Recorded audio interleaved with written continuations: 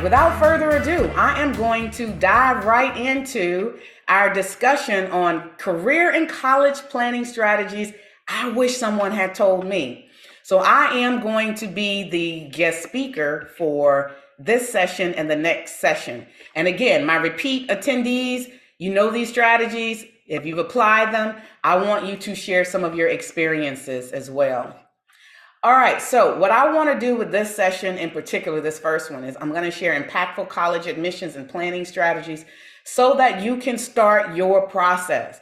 If you have a college plan or a career plan, great. If you don't, I would highly encourage you to be thinking about what that looks like during this session. Feel free to grab a pen and paper and take notes that you may hear me. There may be some things that may resonate with you that you want to follow up on in the session. You don't have to take screenshots of all of these slides because I will provide those to everyone who's registered and put those on my website for you to reference. In the second session, I am going to share college funding and scholarship strategies with you. And in both, you'll see me talk a little bit about HBCUs and predominantly white institutions, because I think it's important to raise awareness on the value of college institutions.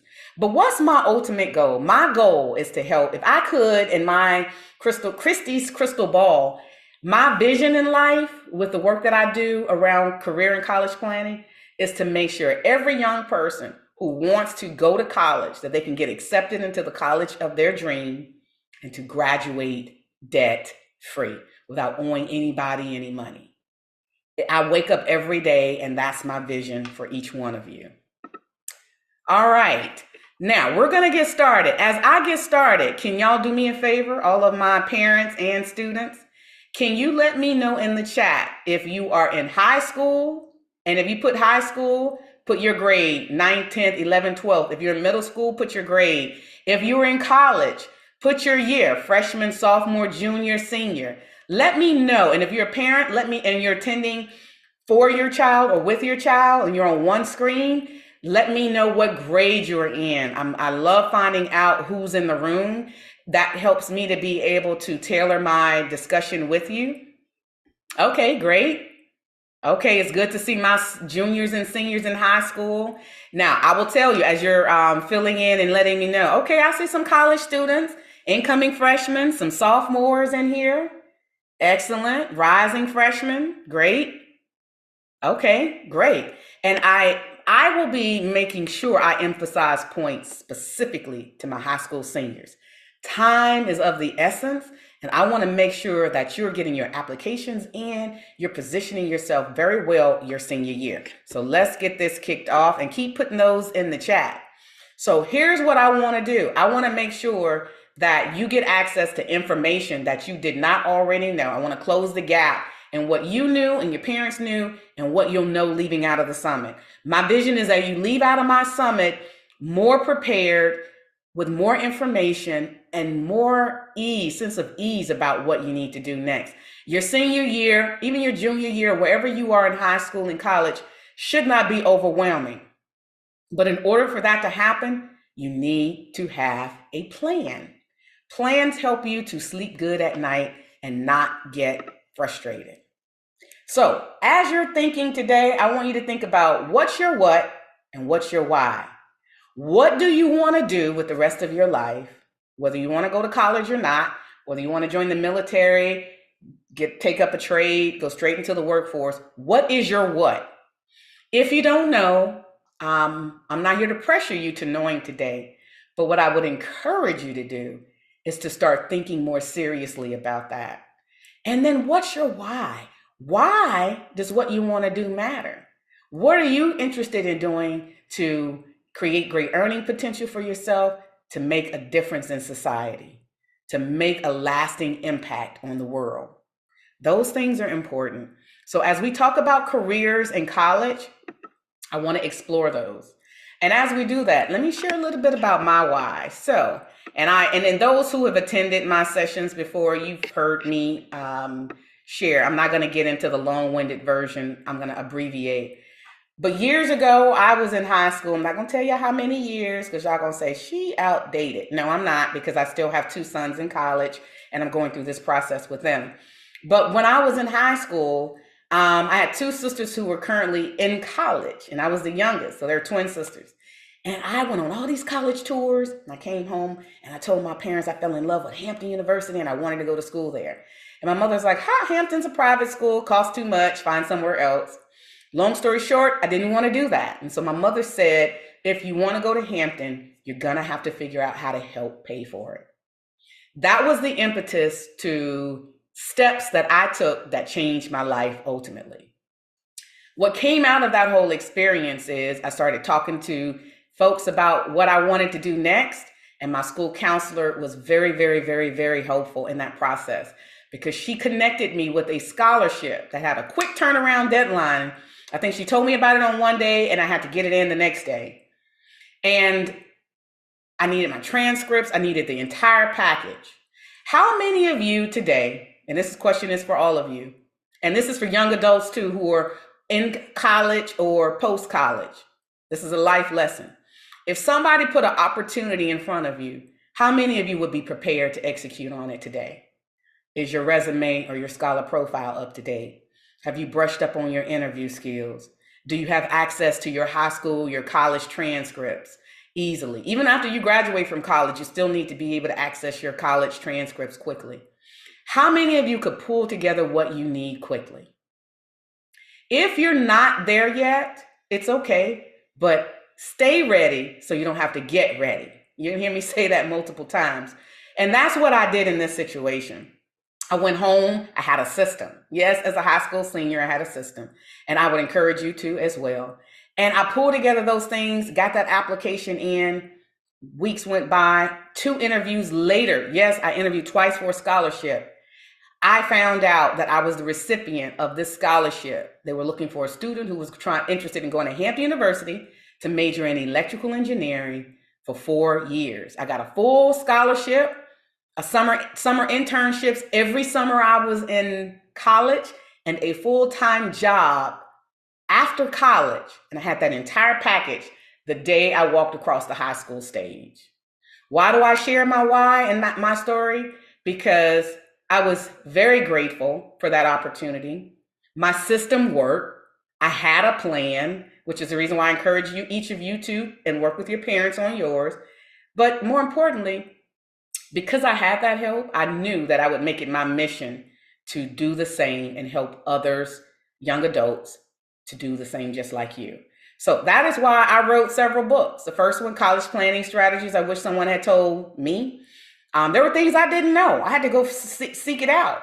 And so what I've done in my books is made it easy for you to get access to the core, the basic information, the streamlined information you need.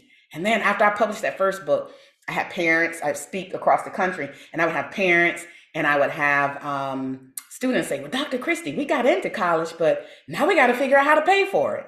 And I was like, so that's why I wrote the second book. I've got to tell families how to pay for college without going broke and without taking out a bunch of student loan debt. So that was the reason for the second book.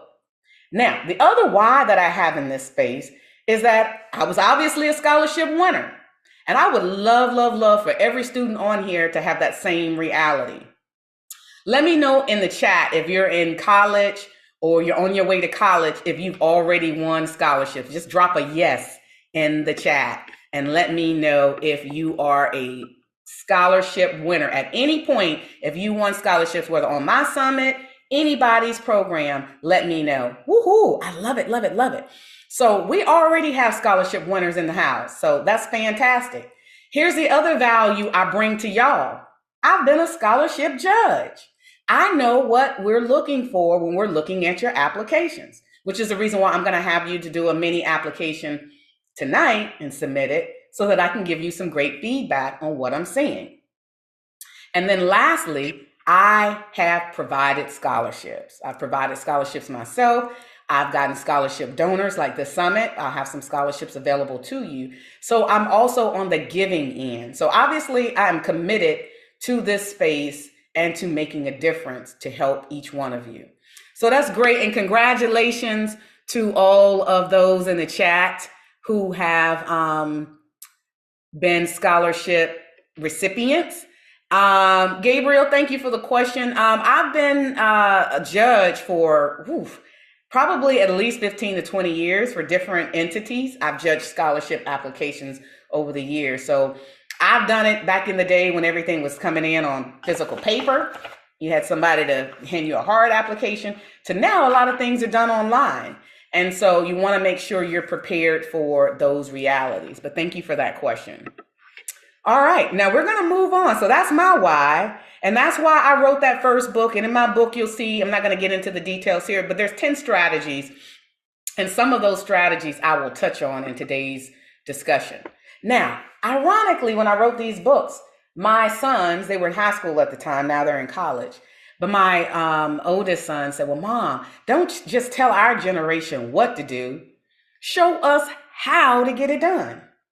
And so that is why, while you can get my books on Amazon, you cannot get my workbook of templates anywhere except through my websites. So I said, I've got to create templates. So if I tell a young person you need a scholar profile, then I don't want you to spend your time trying to create a template. I want you to spend your time filling in your content. Should take you 10 minutes if you do it right. Or if I say you should have a plan, guess what? I'm giving you a template to start your plan with. And as you can see, so many other things. Even a shout out to my NCAA athletes. Both my sons were high school athletes. One of them is playing football on a full scholarship right now in college.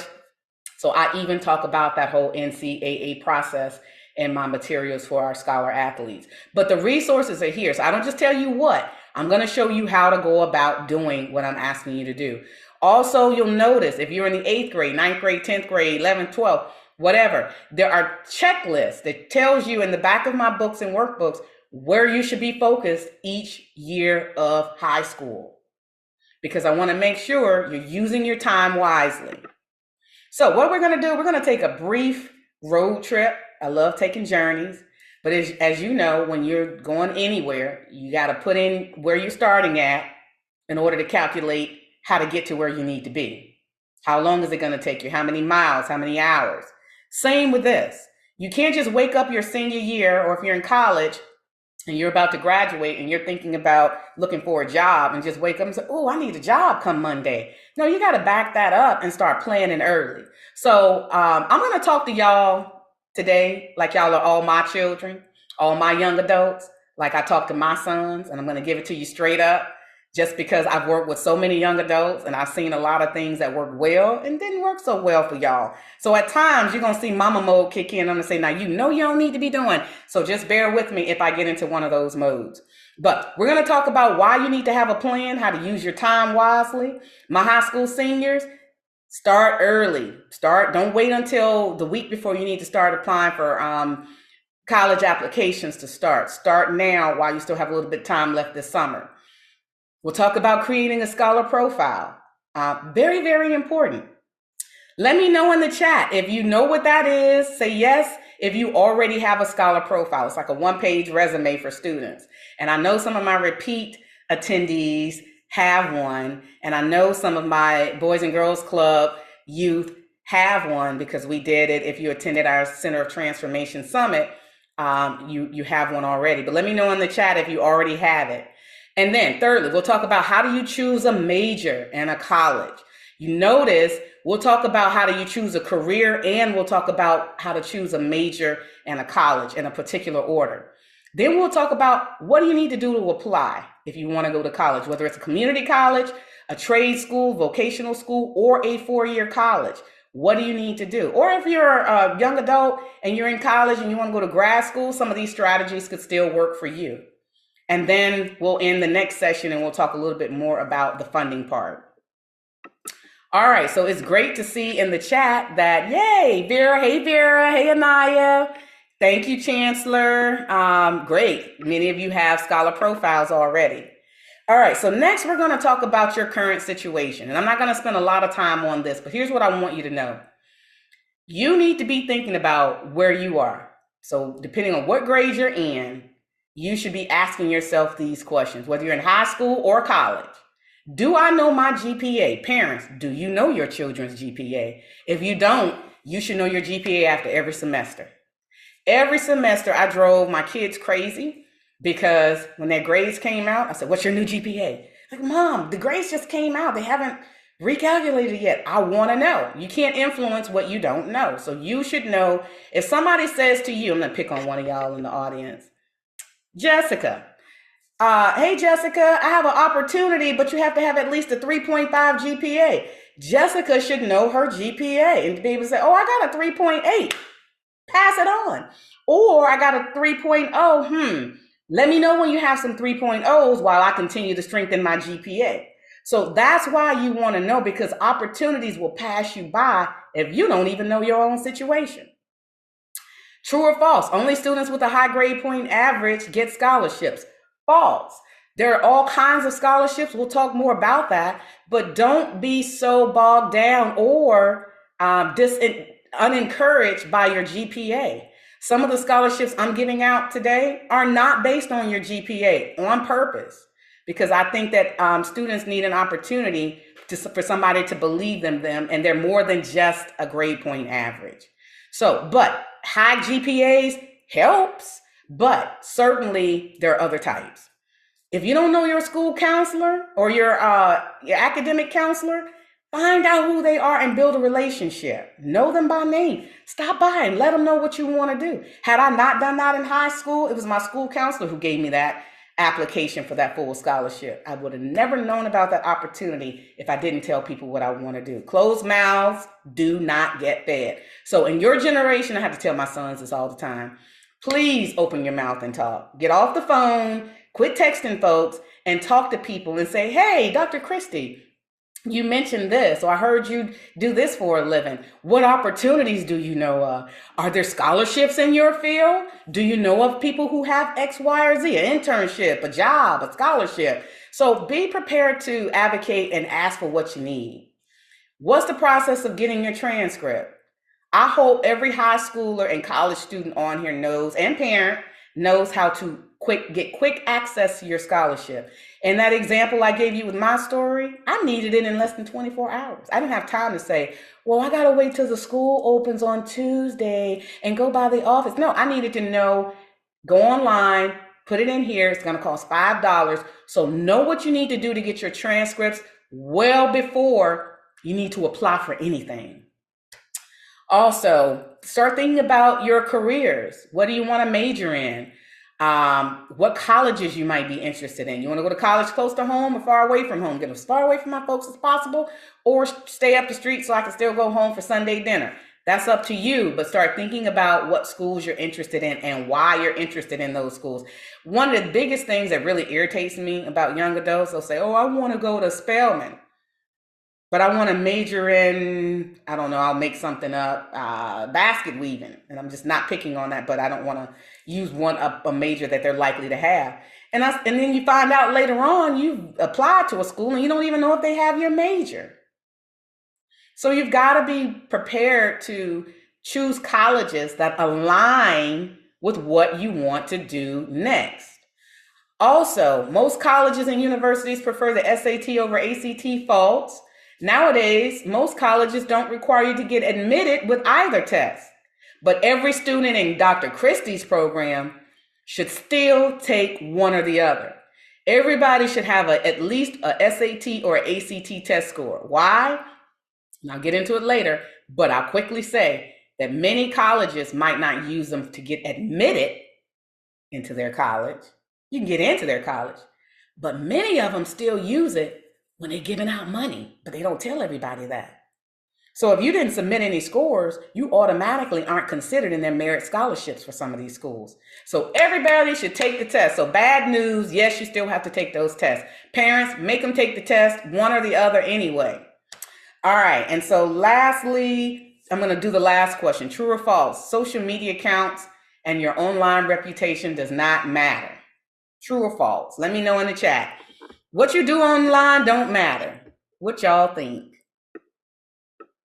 Okay. Samaya Morgan says false. Yasmin says false. Milt says false. Allie, false, false, false. Great. Zanice, false. Y'all are 100% correct. And let me tell you why. Nowadays, they're Googling you. They're Googling you for college admissions. They're Googling you for scholarships. They're going to social media platforms that you're likely on. They're looking at things that might give them links back to you to find out, let's see what kind of, who is this individual? Does she fit with our culture? Is she or he out here doing ratchet things, racist things, hurtful things, discriminatory things, bullying things, whatever that is? They're looking to see if you fit into their culture. For colleges, for internships, and definitely for full-time jobs nowadays. So my young adults who are in college trying to get those internships, and those who are trying to get those full-time jobs after college or high school, you still want to be careful of how you show up in those spaces. We're going to talk a little bit about how you show up and why branding matters. But here's the reason why I want you to think about your current situation. You need to understand, have an idea of what you want to do next so that you can use that to build your unique plan. Your plan will look different from Christie's plan or Bethany's plan or from Jaden's plan. Your plan will be uniquely yours, and your starting point may look different from someone else's. So you have to know your GPA and some of these factors, you and your parents, so that you can put together a plan that will save you time. You don't want to spend time on things you already have done or you already do well or you have access to. You want to focus on those things that are going to position you further along. So that's why you need to start out by having assessment of where you are. Now, the next thing I want you to think about is, how do you choose a career, a major, then a college? You do it in that order, y'all. You should think about, when I was in school, I knew I wanted to go to school for engineering. So the second thing I had to do is figure out, what kind of engineer do I want to be? There's so many different types. I narrowed it down to electrical. Then I had to decide, well, who has an electrical engineering program? You see how that works? You don't want to start out with a school and then only to find out, and unfortunately, some teens find out after they're already attending the school, oh, I didn't realize they don't have my major. How did you get that far and didn't realize that? Do your research.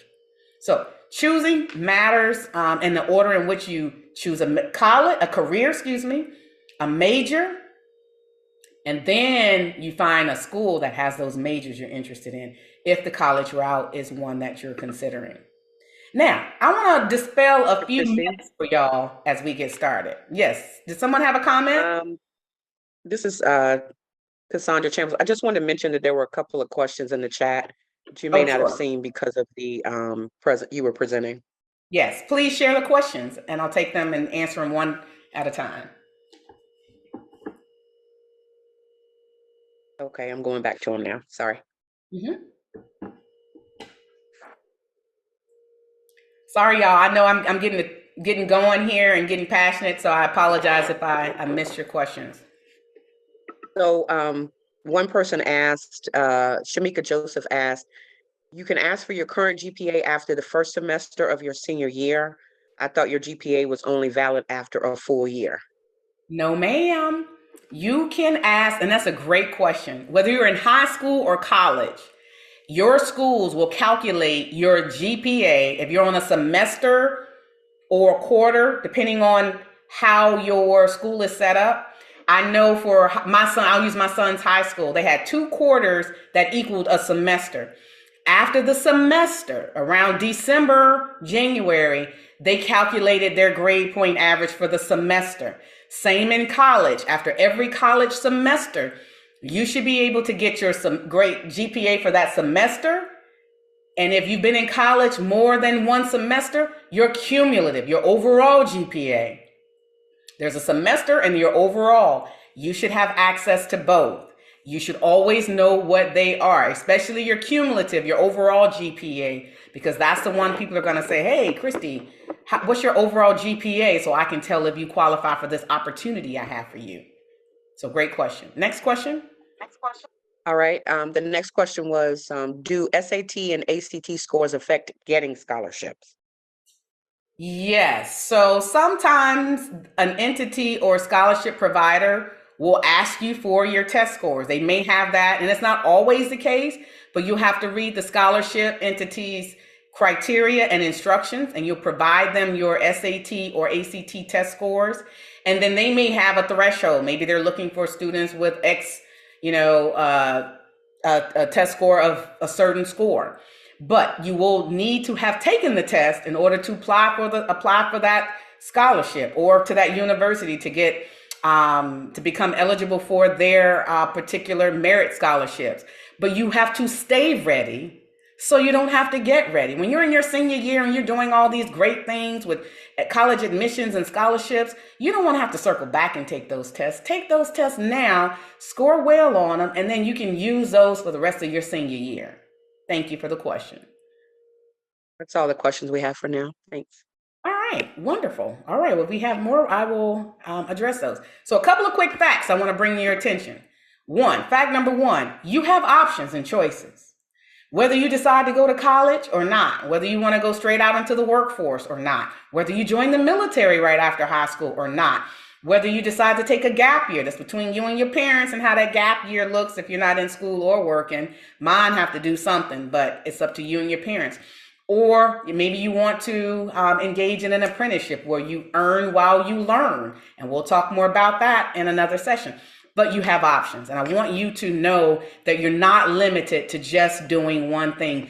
Or you can become an entrepreneur. My sons have both, they're in college and they have their own small businesses at the same time. So you can mix and match those things, and it doesn't have to look like anybody else's story. You can create your own path.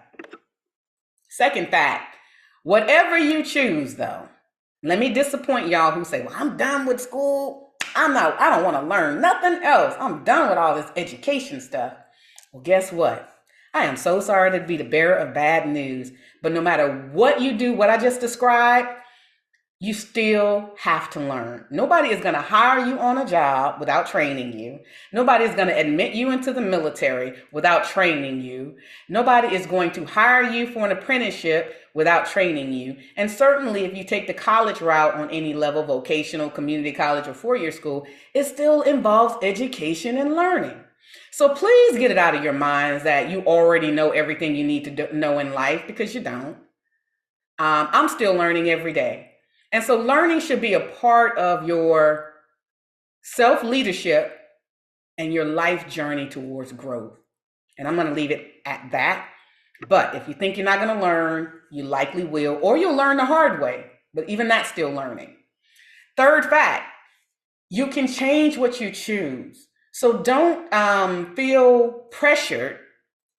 Oh my God, I have to get it 100% right today because I've got to do this for the rest of my life and I'm never going to be able to change, pivot, or move in a different direction. So not true. You can start in one area and then you can move into other areas. I started out doing programming and electrical engineering. Then I went into management. I own my own business. I do a lot of youth development work. I do a lot of education and training now. So you can pivot and bring all those things that you've learned with you throughout your life. So you can change what you do. So I don't want anybody to feel like, you know what, I'm overwhelmed because I feel like I really need to get this right. Chances are you'll get it somewhat right in your teenage years and maybe your 20s, but give yourself a little room to change, learn new things about yourself, and then give yourself permission to grow and change in different ways. So I always want to start out when I talk about careers to not really pigeonhole you or force you into thinking, oh my God, you can only pick one thing and do that well. No, you can do more than one thing well and more than one thing well at a time if you choose. But here's my message. Do your research, y'all. Use those mobile devices, computers, or whatever, tablets, those tools you have. I didn't have those 30 years ago when I was in high school. We didn't have the internet. Can y'all imagine the time before the internet? We couldn't have had this kind of conversation we're having now virtually. So you have a lot of tools at your fingertips. Leverage them to do research. Research college and careers. Research those schools we've talked about. Research, if I want to be an engineer, what kind of education or training is required? If I want to be a doctor, if I want to be a scientist, whatever that is for you, find out what education. You'll find that not every job requires you to have a 4-year degree. But how will you know that if you don't do your research? Find out how much it's going to cost you. Okay, I'm going to go to a vocational school or community college. It costs me $3,000 a year or $20,000 a year. Two totally different realities. Make sure you know what those are. What kind of salary, what kind of income could I potentially make if I engage in a particular profession? And what kind of jobs can I get when I graduate with that degree? Nothing worse than you spending 4 years and $60,000 later and you can't find a job because you've picked a career that was not in demand or there wasn't a lot of openings for that particular type of job. So please do your research. That's the key takeaway. Now, as you're doing your research, I do want to introduce you to the notion that you don't have to do it alone. If you Google career assessment tools, you'll find that you can take free online tools that'll help you to learn more about yourself. If you put in your skills, interests, values, they'll ask you these guided questions, and then they'll tell you, here's Christy, what we think, some great careers that we think you'll be great at. Well, use that as an opportunity to find out and get more insight as you're making those decisions. So I want to introduce you to one. It's a tool created by the Department of Labor. It's called the ONET Profiler, and the link is here and the QR code is as well. But basically, it asks 60 quick questions. Don't get overwhelmed by the 60. Y'all see 60 and say, oh my God, I'm not taking that assessment. It goes so quick. But it's 60 bubbles. You just click these bubbles on you really like it with a smiley face or you don't like it. Then they ask you about different type of things you might be interested in. And then it'll spit you out. The beauty of it is it takes you probably 10 minutes, if that. And it'll spit you out a profile with so much information. It'll tell you a bunch of different careers that you might be great at based on what naturally interests you and what skills and talents you have. It'll let you know what kind of knowledge, what skills, what abilities you'll need. You need to be a great communicator. You need to work on your communication skills. What kind of personality? You say, oh yeah, that'll fit my personality well if I did X, Y, or Z. What kind of technology you're likely to use on the job? What kind of education? Here's the education piece again. Oh, for this one, you'll need a bachelor's degree, or you just need a certificate after college. And how much you're likely to make as an average salary. It's not an exact, but it'll give you an idea of what that is. Yes, Miss Shamika.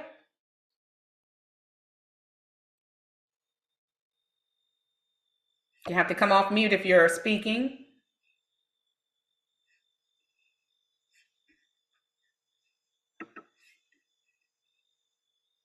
You're still on mute. Hi, I'm sorry. Huh? I missed it. Was this a website?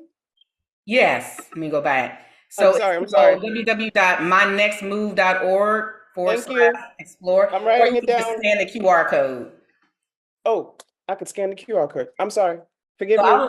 no problem. So I'll leave this up just for a second while I talk. But essentially, this is just one example of a career assessment tool. But one of the things that I find with young adults is this is the area where y'all get stuck the most.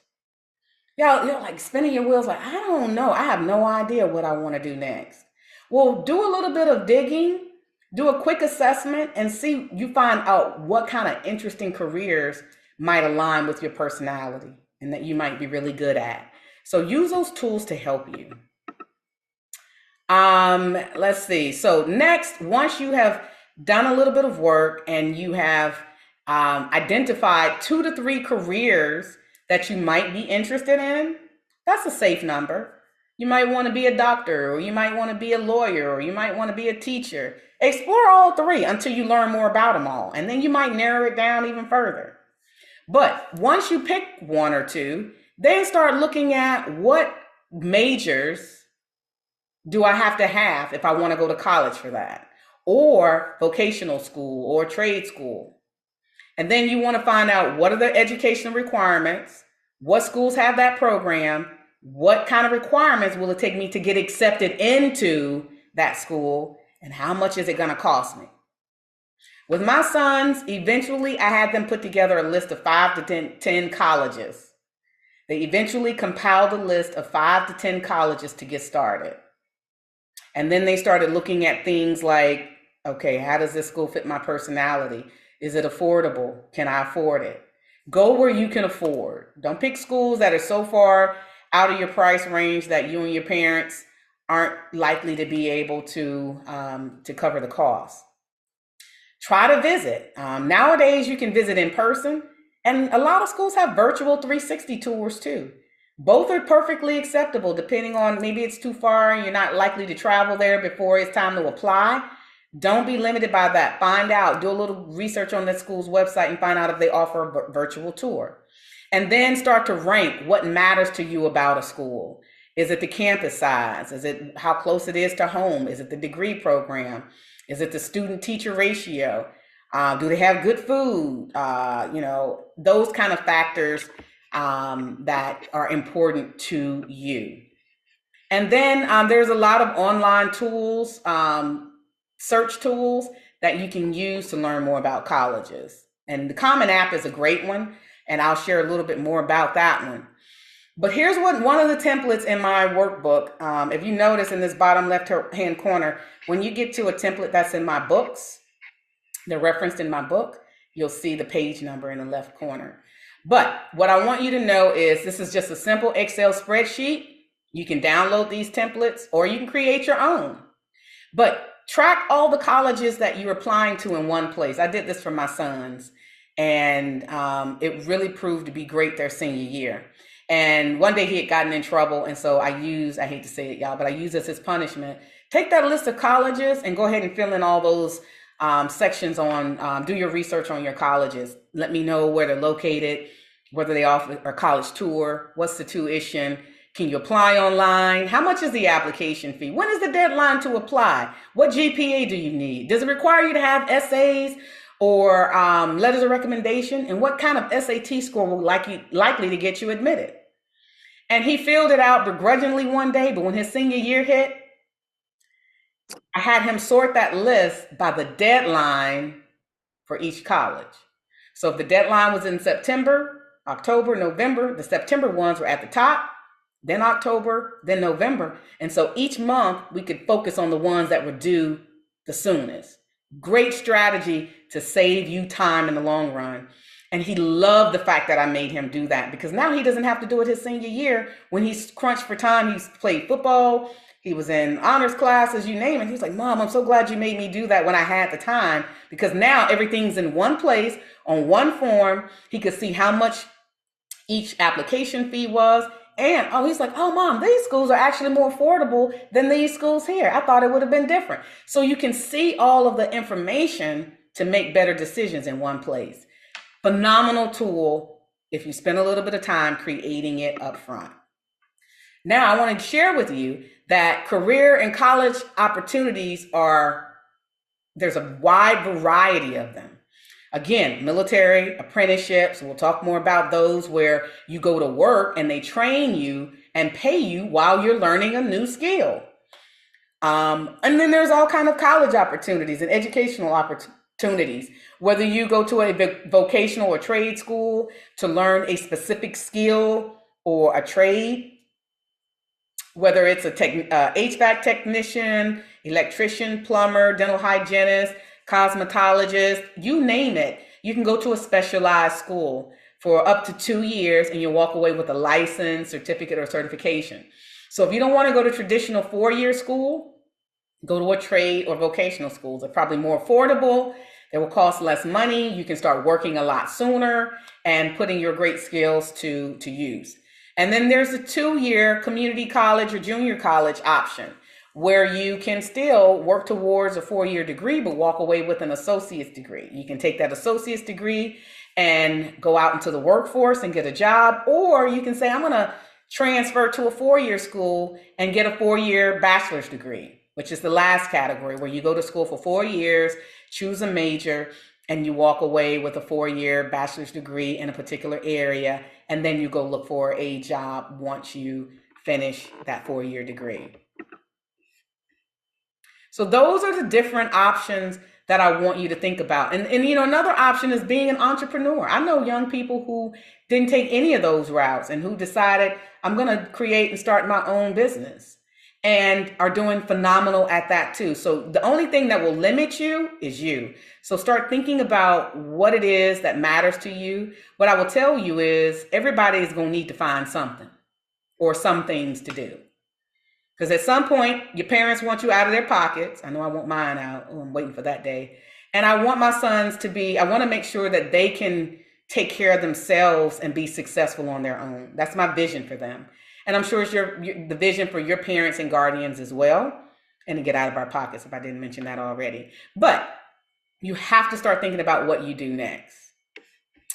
All right, so as we're talking, now I'm going to get more specifically on the college side for a few minutes. I want you to know the difference between a public college and a private college. Hampton University, in my example, the reason why my mom said, oh, it's too expensive, pick somewhere else, is because it's a private college. A public college is more affordable. They're generally larger in size. They get a lot of their funding from state and federal government entities, and they have an in-state tuition and an out-of-state tuition rate. So if you live in Maryland, for example, and you go to college, to a public school in Maryland, it's going to be much cheaper than it is to go to a college in California if you're from Maryland. Same difference. If somebody from California tried to come to Maryland, they're going to pay more for that Maryland school. Now, private schools, they're more costly in general. They're usually nonprofit organizations. They get a lot of their money from their alumni, donors. They do a lot of fundraising, some from the government, but not as much as public schools. And guess what? They don't have an in-state and out-of-state tuition rate. They just have one. Everybody pays the same thing, whether you live in that state or you don't. And they are usually more costly. So as you're thinking about, as you're doing your research on schools, what's one of the questions you should ask? Is this a public school or a private school? Is it going to cost me more to go here? Or is it just one flat rate because it's a private school and maybe a little bit more costly than public school? So those things will help you with your decision making. Leaders make decisions with information. And we've already established that all of y'all are leaders, right? So you want to make informed decision, data-driven decisions about your future. Don't just be like, oh no, it sounds good. No, that's not good enough because you're going to have to live with what you decide. So I will also tell you that there are all kinds of institutions. There are predominantly white institutions. There are historically Spanish institutions. There are historically Black colleges and universities. There's all many different types. But I do want to share a little bit about predominantly white institutions. You'll hear them referred to as PWIs. They are also institutions of higher learning. They have 4-year colleges, 2-year colleges. Generally, white students make up about 50% or more of the student population, and they can be public or private schools. And each year, there's more than 9 million students who attend PWIs in the United States. Can you get a quality education from a PWI? Absolutely. Can you get an affordable education from a PWI? Absolutely. It is really your choice. I also want to introduce you to historically Black colleges and universities. The Hampton University is an HBCU. Can you get a quality education from an HBCU? Absolutely. I'm a byproduct of one. Can you get an affordable education from an HBCU? Absolutely, you can. So please don't let anybody tell you, oh, if you don't go to a PWI, the quality of your education is going to be viewed upon less quality. No, it is not. People will only be able to tell where you went to school by how you show up. And it's not the school that will let them know. It's how you show up that will let them know. People don't know whether I went to Harvard or Hampton, in-state or out-of-state, PWI or HBCU. Your experience is what you make of it. Your professionalism after you leave college will dictate your professionalism and how people view you as a quality professional. So please don't get caught up in those myths. I hear it so much. But it usually comes from people who don't know a lot about the other type of school to be able to make those kind of determinations or those judgments. But it's certainly not something that is going to limit you. HBCUs have been around for over 200 years, and they were created at a time when African Americans weren't able to really pursue an education at white institutions. So HBCUs were created. And today, there are over 107 HBCUs in the United States. Most people don't even realize it's over 100. And every year, almost 230,000 students are enrolled in HBCUs. They also can be public or private schools, and they can be affordable. All right, so now we've talked about PWIs, we've talked about HBCUs, we've talked about you need to have a career, a major, and a college. You use all that information now. You've done your research on those schools. You know what the requirements are, how much it costs. Put together your college admissions plan. Your plan should be clear, easy, simple, but effective. Don't get overwhelmed by, I got to create this really complicated plan. If it's complicated, stop and go back to the basics. It should not be. You should have a simple goal, what type of goal it is, how much is that goal going to cost you, when do you need to start it, when do you need to have it done, how far are you along, how much is complete, are you 75% done with it yet, have you not started it yet, and any other notes, put those to the side so that you have that for each item. I'll give you an example. My son, he applied for over 10 colleges, 10 to 13 schools his senior year. And some of you already know this, but can you guess how much he paid in his college admissions fees, his application fees? Let me know in the chat if you want to hedge your guess, but I will tell you, as a student, having that cost column might not be important, but as a parent or guardian who's helping you to fund all these activities, your senior year, you need senior pictures, graduation gown, cap and gown, you need application fees, you're going to need enrollments. When you finally do pick a college, you're going to have to pay housing deposits. Having those things methodically laid out with an idea or an estimate of how much they cost will help your parents to make sure that they have the money ready at the time in which you need it. My son, let's see if anybody guessed in the chat. Where's my chat? Okay. Someone said 100, give or take. Well, I will tell you that no, it was actually quite a bit more than that. He applied to 13 schools, and I don't want to scare anybody, but we ended up 250, 350. Nope. It was more like almost $1,300. No, it was 13 schools. It was $980. I'm sorry. It was close to $980 for 13 colleges. So, but I'll get more into that, but each college application fee is different. Each school doesn't charge the same thing, and some schools don't charge at all. So you'll need to just read their instructions to make sure you know what that looks like. Now, I want you to also know, please have a strategy, and please be prepared with your strategy to build that into your plan. Use your time wisely. Now, if you're on this summit and you're in the 8th through 11th grade, good news, you have a lot of time. So if you start doing some of the things that I'm recommending in the summit early, you're going to be well positioned by your senior year. Now, each year, if you notice, and I'm not going to get into the details on each one, but each year I highlight things you should be doing. If you're in the 8th and 10th through 10th grade, keep your grades up. Get involved in activities. If you're not involved, get involved, stay involved, start thinking about what you want to major in and careers, those kind of things. Start talking to your parents about how you're going to pay for your education. If you're in the 11th and 12th grade, time is of the essence. This is where you start to say, I need to be gearing up to make sure I know how to get my transcripts. I need to be narrowing down my list of careers and colleges. I need to be doing some research. I need to take the SAT and or ACT or both. And I need to start thinking about my money situation and looking for who can write letters of recommendations for me. Now, let me pause on that. If you have not showing up your best self academically in your classes, on the football field, and your athletic groups and your extracurricular groups, and your attitude sucks, fix it. Fix your attitude first, because that's the biggest way you're going to get denied or get written a really awful letter of recommendation.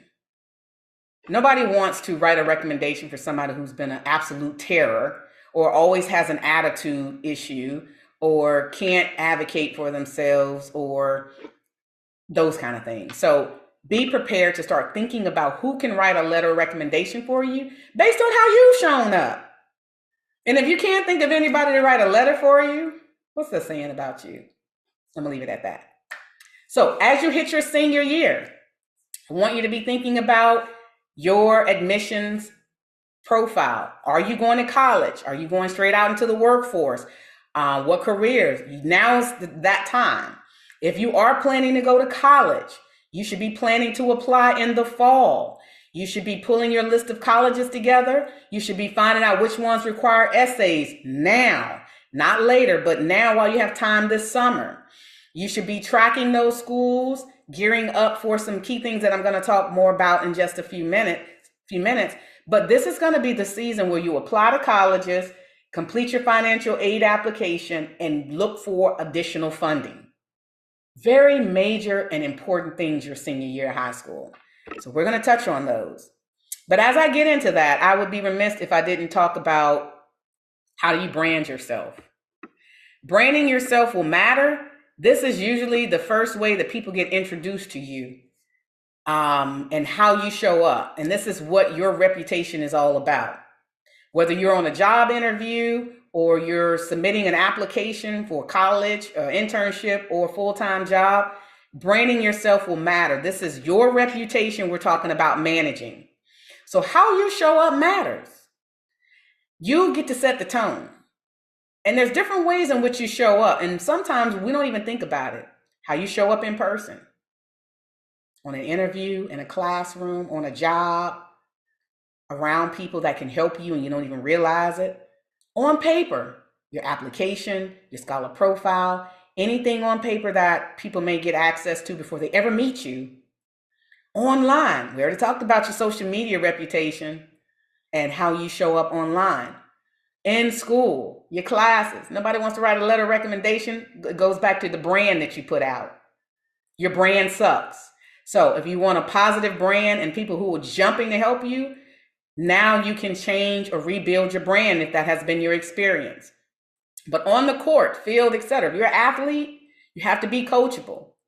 You have to be somebody who doesn't think they have it all, know it all. You have to be willing to learn new things and have a positive attitude. So all those things matter. Do you have self-discipline? Do you manage your time well? Are you a leader or a follower? That matters. Are you respectful? Not just to adults, yes, to adults, but to other peers, other young adults, such as yourself. And can you communicate both in writing and in person and verbally? So these things, and I share this with young adults because these are going to help differentiate you from the competition. Now, as you create your brand, every last one of you should have a scholar profile. Your scholar profile tells the story of who you are on paper. You might hear it referred to as a resume or a brag sheet or self-reflection, but it will tell your story and it'll help people to get to know you. Here's what it looks like. It has these sections in it, and I'm not going to read them all. But when you fill this out in its completeness, whether you include your educational history, the honors and awards, any work experience, extracurricular activities, and more, you will give people the opportunity to learn more about you on paper. You can use this. You can add it with your college applications, scholarship applications. You can give it to someone who's going to write you a letter of recommendation. You can use it to write your own essays. You ever sit down and write an essay and say, what did I do back 3 years ago? Oh, guess what? It's on my scholar profile. Let me just pull it back up and I'll be able to recall my own great activities, details, and educational pieces in one place. And you can also use it to help transition to employment opportunities. If you're trying to get an internship, or use this to build your first real employment resume. It is a great tool. Here's how it looks when it's complete. Now, this will be on the website, and I will tell you, this will be a part of the scholarship application that you will need to complete. You can scan the QR code. The link will also be dropped in the chat, but you can also build your own. But when you complete, if you decide you're going to complete the scholarship application for the summit, you will need to include your scholar profile. Now, the other thing I'll tell you about the scholar profile in general, only include it.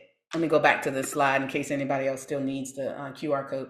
Only include it with the college admissions application or scholarship application if they say you can attach additional documents. Sometimes an entity will get funny and say, only give us what we asked you for. Then don't include it. But if they say, we will accept other documents that you'd like us to consider, absolutely include it. It will separate you from the other competition because nobody else is doing this. And it's going to tell more about you in a concise way on one page. It shouldn't be more than one page, by the way. It should be one page. Now, once you build it for the first time, if you're in the 8th, 9th grade, whatever year you are, create your scholar profile now. Don't wait till your senior year. Create it now. If you're senior, certainly create it now too. But here's the value. If you create it and you say, you know what? I haven't done any community service. Close the gaps on your scholar profile. Get involved. Do some outreach. Join a club. Strengthen your GPA. You're going to learn things about yourself when you see them in writing that's going to be pretty sobering. You're going to say, I'm really great. I've gotten awards and achievements. I've done leadership activities. Or you're going to say, I've done those things, but I also am a little weak over here in this area. So you're going to want to strengthen those things. Now, I also would recommend update your scholar profile at least twice a year, at summer break, once you create it for the first time, and at winter break. Why? After every semester, that's when it's the most clear what you just did. So don't wait until a whole year goes by. Now you have to, what did I do back in January? And it's August. No, do it at the end of June or even sooner to capture those things that you just did successfully. And then you can put it out of your mind because it's now on paper. All right. So that is that. Lastly, I want to focus on the college application parts. When you're applying to college, you're going to have the application. You're going to have your official transcripts. You're going to have essays, potentially, letters of recommendation, and test scores. Every college application is different. You must read the instructions. Somebody type in the chat, read and follow the instructions. Just one volunteer, put in the chat, read and follow the instructions. Only give people what they ask you for. Don't give them less. Give them what they ask you for and do it well. So please do that. Also, you can use the Common App. It's a great tool to be able to apply to multiple colleges in one place. There's over 900 colleges that you can apply to in the Common App. If you've never heard of that, it's an online portal and you can look up colleges, research their requirements all in one place. Or you could use the Common Black College app, and there are fees. And again, the application fees could be anywhere from $100 depending on the schools that you're applying to. So please know the parts of the application and make sure that you submit all the parts. I always encourage, now who is scribbling on this sheet here? Okay. Always include everything, create a checklist and make sure you include what they're asking you for. When should you apply? Dr. Christie says you should apply early. Your window to apply to colleges, if you're a senior, would be September through mid-November, ideally. Why? Because most colleges give out their money on a first come, first served basis. Financial aid, merit scholarships. You wait till the spring, you might get in a decent dorm and you might not. They might have funding left and they might not. Don't put yourself in that position. Apply in the fall, either early decision. If there's one school that if you got accepted into, you're definitely going to go because that'll put you into a binding agreement. Or you can apply early action to as many schools as you want, and you can just get those applications in early and you'll likely get an earlier decision if you apply in that September to November range. But most of the time you'll hear back from those schools if you do early decision and early action by mid-December. And the national deadline to apply is really May 1st, but I know none of Dr. Christie's young adults are going to wait that late to apply to college. If you're planning to go, you want to do it early, not later. There's details in the slides. I'm not going to get into them, but there's information on the Common App. Every August, they open up their application, and the link will be in the presentation that I'll upload to the website after our summit ends today. And then there's I don't know if I included the other. Oh, yep, the Common Black College app. that information and link is here too. You can apply to HBCUs. I think there's over like 66 out of the 107 HBCUs that are members of this app. So you can apply all in one place to schools here and the Common App. So those are some great resources for you. Make sure you can get your official transcripts. We already talked about that earlier, but your transcripts are a part of the process. So if your high school is dragging their butts and you're trying to get your applications in that September to November range, get with them earlier and say, here are the list of schools I need all my transcripts sent to, and get them sent out at one time. Then you follow up with your high school to make sure they got sent. There's nothing worse than everything in your package is in, except the school hasn't sent your transcripts out yet, and you don't know. You think it's sent and it's not. It's your responsibility to follow up with your high school to make sure they get your transcripts to the colleges so that you can get an early decision. Okay? And if you went to more than one high school, like one of my sons, he started out at one high school and then he switched high schools his senior year. Please get transcripts from both schools or multiple schools. Every school you went to in high school, the college is going to need all of them. So give yourself a little bit more time, if that's your reality, to be able to get all of your transcripts. Essays. Now, I don't have a lot of time to talk about essays and letters of recommendation today. I can do a full webinar just on both of these topics. But here's what I want you to know. Essays are making a huge difference in college admissions and scholarships now. So there's two ways you need to think about essays. I need essays nowadays for college admissions. Why would I be a good candidate for getting admitted into that college or university? And you also need them for scholarships. Why should I give Christie my scholarship? Why should I award her money? So you want to make sure that you're getting letters of recommendation, both for admissions and scholarships, and you're able to write essays in both ways as well. Now, I do have some tips here in my slides on essay writing. Don't just start writing an essay and if you want to brainstorm, that's great. And as you can see, you start by creating your scholar profile, put together a plan on how you want to write your essay, do a little research on the entity that you're writing about. Then you get into your brainstorming. Come up with a brief, simple outline. I want to talk about this, this, and this, and then I want to have a few key things I want to highlight under each one of those categories. And then you proofread and get somebody else other than you to proofread. Also follow the directions. If they say don't go over 250 words or 500 words, don't give them 251. Don't give them 501. Follow the instructions and write about what they asked you about. If they ask you to write about leadership, that should be your focus. Don't go off on a tangent or don't regurgitate an essay from something else that has nothing to do with the topic. That's the quickest way to get disqualified in your application to get moved to the side. Don't do it with my application either later today. If I ask you to write about a topic, stay on topic. Otherwise, your results will be the results come tomorrow when we announce the winners. Now, as you create essays, I do want to emphasize, never throw away your essay writing. Save everything electronically because you will be able to reuse that content for future essays on relevant, applicable topics. So if you're writing about leadership today and you get another one 2 weeks from now on leadership, start with that one and then tweak it, and you don't have to start from scratch. So those things will really, really make a difference. These are just some of the common topics you're likely to get questions and prompts about. What's your career challenges, change? What have you done with community service, leadership? Do you have a financial need? Sometimes you get asked to write a personal statement. If you're ever wondering what to write about first and you want to get started, start with a personal statement. Just write about yourself, because you'll be able to pull some of that into other essays too. So if you're itching to write an essay after the summit, start with that. Also, if you're someone who really does not like to write or type, use the Google Docs feature on a Chrome browser. And if you go to tools and go to voice typing, you can transcribe, you can talk out loud like I'm talking now, and it will translate your words to text.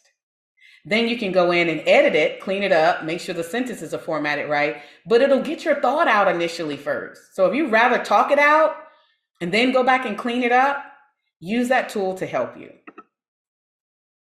And as you are proofreading and editing your work, Please know that you have all kinds of editing resources and tools. Grammarly is a great one. EasyBib, Grammar Lookup. I use those for all my graduate school work when I was working on my master's degree and my PhD. And as you can see over here in this example, you'll input your document and it'll mark it up for you. It'll tell you, it'll scratch out things in red and give you suggestions in green on how to strengthen your writing. And no disrespect to anybody, and I know there's some fantastic writers out in the group. I consider myself one as well, but there is no such thing as error-free writing. So please don't be so arrogant to think that your writing is so great that it can't be proofread, because it absolutely can and it should be. And that would be my recommendation, is to make sure you get someone to look at it. And then I want to talk about letters of recommendation. Make sure you start making a list of who can write a letter for you. And hopefully you can find some folks who will, based on how you've shown up. And if you can't, it's time to change how you show up and fix your attitude. But coaches, teachers, you name it, give them time, give them the instructions, and give them at least a couple of weeks before you need the letter of recommendation.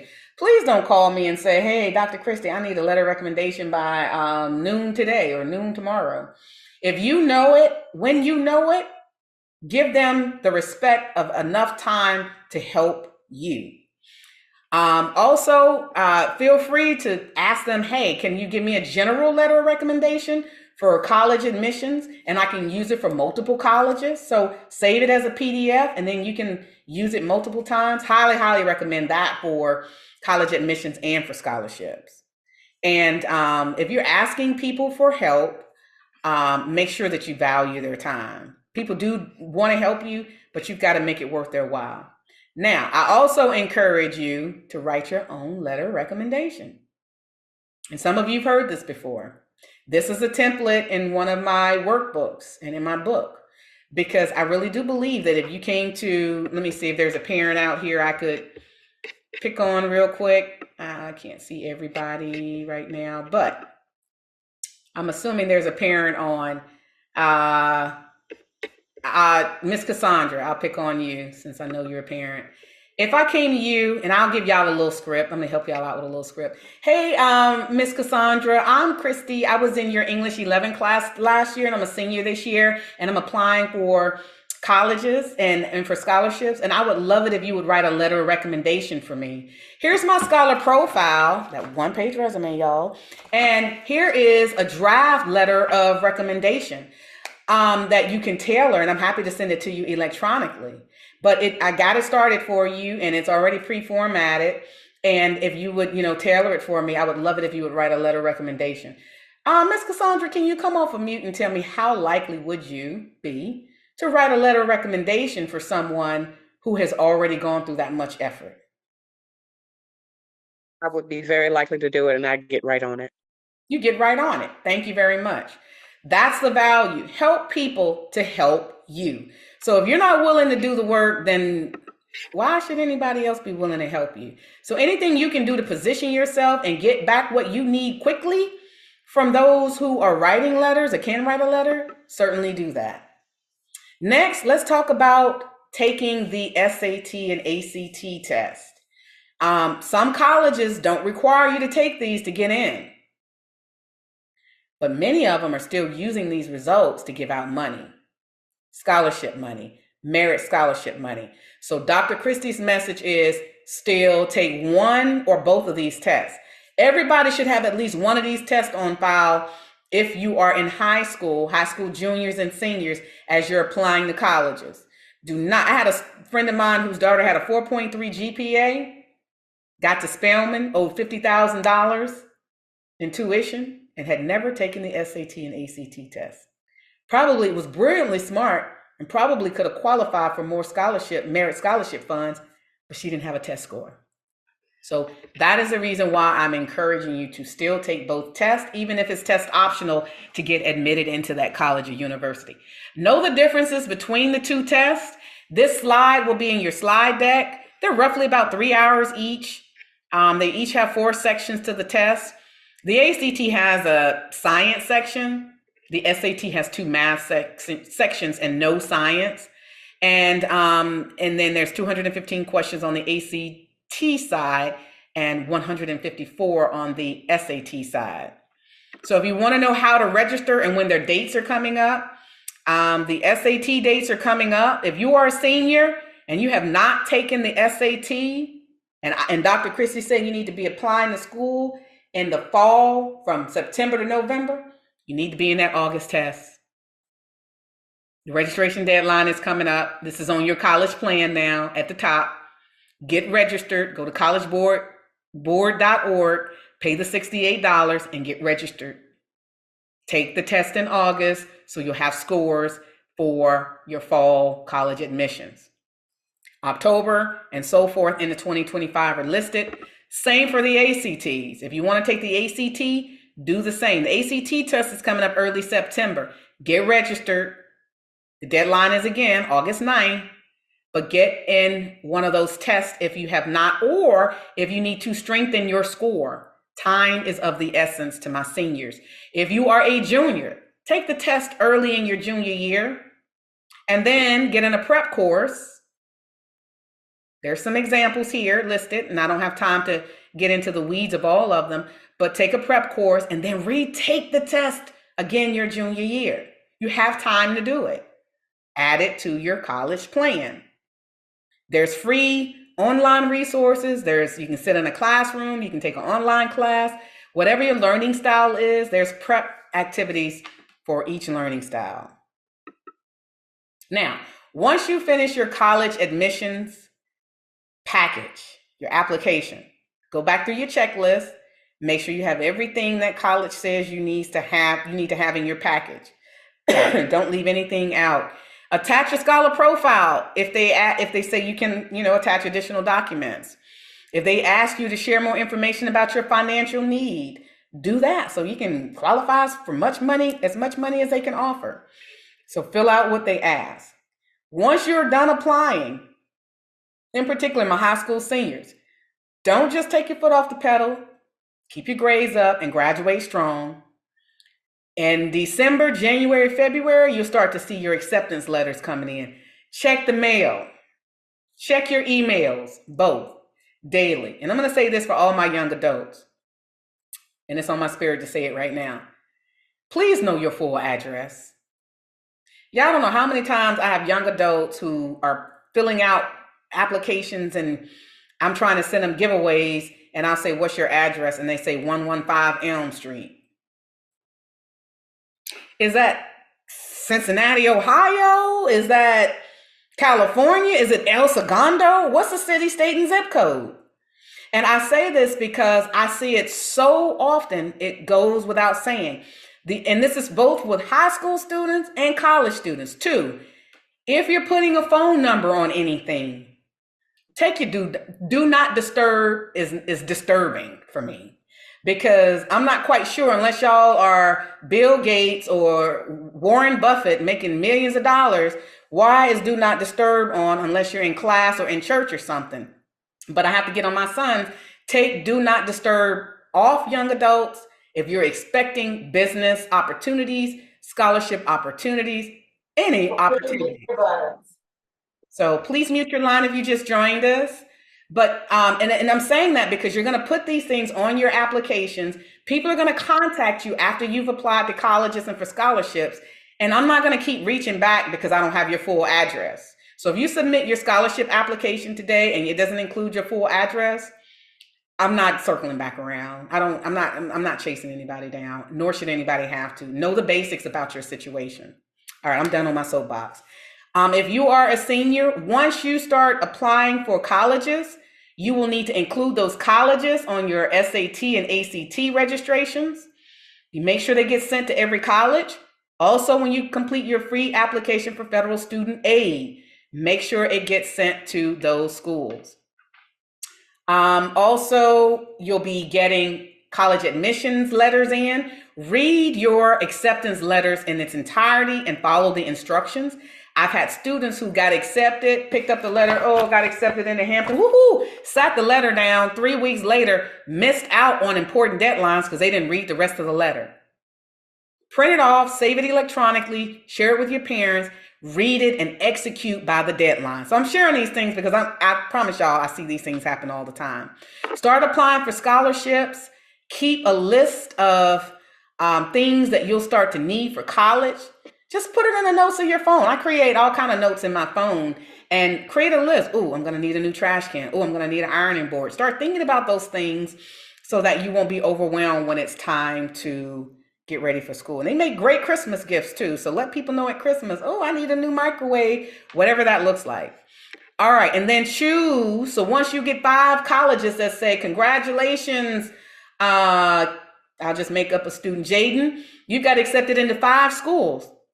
Now Jaden has to decide, which college am I going to attend?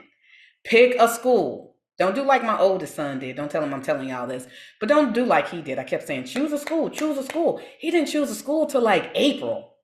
Applied early, but he didn't choose which school. By the time he chose and narrowed down the one school he was going to go to, all the great dorms were taken up. So when he showed up to campus, he was in a dorm where they had to share a community bathroom. Everybody on his whole floor had to share an open shower, open bathroom. He hated it. Hated it. So that happens when you don't get your things in early. You can't make early decisions. So make a decision about where you want to go with your parents based on what you can afford. Activate all of your accounts. So if the school says set up your school email, get your physicals in. Go ahead already, seniors. Schedule your physicals for the spring now. If you've ever tried to get a school physical for college in the spring, they're already taken up and it's hard to get in. So go ahead and schedule them for about April or May of next year, but go ahead and schedule that with your doctor. I'm sharing things because I went through these things too.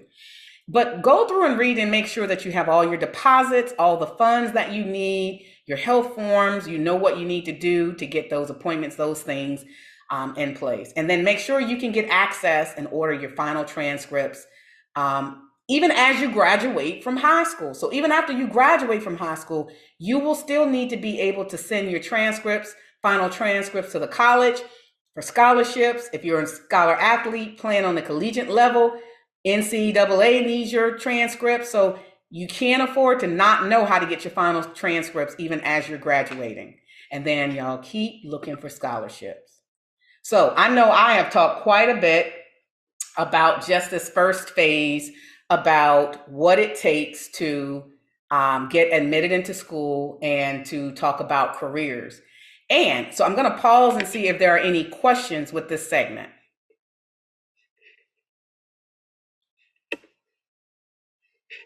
Dr. Christie, there's a couple in the chat. Okay, if you could read them. I'm sorry, I'm That's okay. struggling to see them on the view I'm on. Joy Coker asked, do some schools believe essay writing editors are cheating?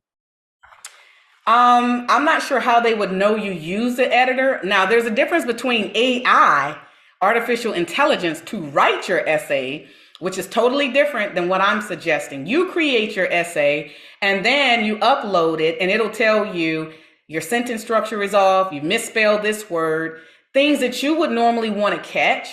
So no, that is absolutely not cheating. Now, if you ask that question about AI, artificial intelligence, you may very well find that they may see that as cheating or getting additional help, and it gives them less ability to learn about how you write versus how something just could be written. But those are tools that are available to you, and I'm not quite sure how they would know that you use them unless you haven't really put the time into reviewing and making sure that your writing was tailored to your personal style. So always read through things, never submit something that you got from a automated or generated software application. You should always be the last line of defense with reviewing your work. Great question. Okay, the next question came from Ives Perez. Can we get a copy of the sample letter of recommendation? Yes, I will make that available on my website. And Okay. these slides will be there as well. Thank you. Roxana asked, when is the best time for a high school student to take either test, the ACT or the SAT, and at what grade? And say the first part of that question again. When is the best time? for a high school student to take the ACT or the SAT? It depends on what grade you're in. If you are a high school senior, you need to be in that August, no later than September test if you have not taken them. If you are a rising junior, I highly recommend that you take the PSAT in the fall, like most colleges offer, because there are national merit scholarship opportunities only in your junior year when you take that PSAT test. But if you are just a junior and you want to take the traditional SAT or ACT test, you can take it in the spring, certainly in the fall if you want, but definitely in the spring. See how well you score. I would do it early, like February, March. See how well you score, and then take a prep course, and then that gives you the summer to strengthen your score and retake it if you need to. My sons took it for the first time their sophomore year, partly because they were taking high school classes in the 8th grade. So they had additional maths and that sort of thing already and could benefit. I wanted to see how they tested as a sophomore, and then they took more prep after that and retook it again. Thank you for those questions. Okay, and along the ACT and SAT guidelines, Samaya Woodard asked, how should you decide whether to take the SAT or the ACT? It's really a personal choice. I think that if you're really good at math, because the SAT has 2 math sections, that might be a great test. If you're someone who organically does well and has an interest in science, lean towards the ACT because there's a science section with the ACT test. So it just really depends on where you think you could fare out. The SAT with the 2 math sections, one of them you can use a calculator with, one of them you cannot. So think about those things about you and how you may test. But here's another strategy. And pre-COVID, I would recommend this. I used to recommend this all the time. Take both. Take both the SAT and the ACT test early. See which one you naturally test the best at. Then focus on getting in a prep course for that one and taking your score up even higher. That would be the best strategy if you have time to do it. Good question. Okay. A couple more. Jasmine asked, and there's a couple of different Jasmines, so I'm not sure which Jasmine this one is, but it says, you mentioned earlier that your sons were small business owners. What advice would you give to students seeking a route in entrepreneurship? So if you're solely get a mentor, number one, and you'll hear me talk about this with scholarships and more.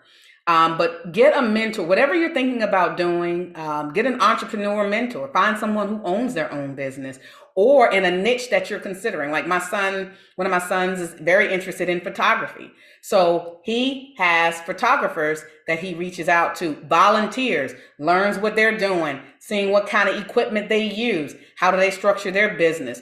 So find a mentor, number one, and do your research to find out what equipment you need, how to build your client base, what's the best way to market your business, and just start. But a mentor will help point you in the direction probably the quickest because you'll be able to learn from other people's mistakes.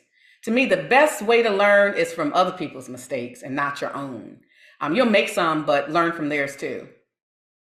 And Cassandra, I'll have to pause the questions for now. If you could write those down, and or we can pull those, and if we have another opportunity, I will circle back around on more questions. But I do want to keep us reasonably on track. And I will say that I do want to give a giveaway for the college planning book to one of the students. So I'm going to watch the chat here, and Cassandra helped me to do the same. But I'm going to ask a question from the talk we had, and whoever is the first one to correctly respond will get both the copy of my book, College Planning Book, and the workbook set. Ready? All right. So here's the question. Please describe the difference between a public college or university and a private. What's the difference between a public and a private college or university?